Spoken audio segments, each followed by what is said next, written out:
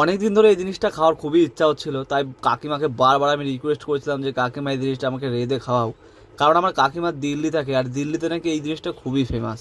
তো চলো এই ভিডিওটা দেখতে থাকো শেষ পর্যন্ত। আর এটা কী রান্না করে খাওয়ালো, এত সুন্দর স্বাদ, এর আগে কখনো এই জিনিসটা আমি খাইনি। তো কাকি বললো এটার নাম নাকি কারি, দিল্লিতে এটা খুবই ফেমাস একটা ডিশ।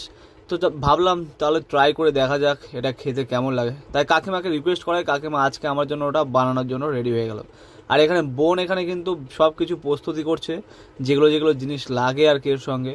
আর এই সাইডে কিন্তু আজকে আমাদের ওর সঙ্গে আলুর চপ হবে, সেটারও প্রস্তুতি চলছে জোর কদমে। যাই হোক, তোমাদের প্রথম দিকে রান্নার ভিডিওটি দেখাতে পারিনি কারণ আমি বাড়ি ছিলাম না। আর এসে দেখি রান্না শুরু হয়ে গেছে। আর এটাতে কী কী লাগে তোমাদের একটু বলে দিই। এখানে টক দই লাগে, বেসন লাগে, আরও কী কী সব আইটেম লাগে যেগুলোর নাম হয়তো আমি জানি না। তো যাই হোক, এসে দেখি এখানে রান্না প্রায় কমপ্লিটের দিকে। আর এদিকে আমাদের আলুর চপও ভাজার প্রস্তুতি চলছে।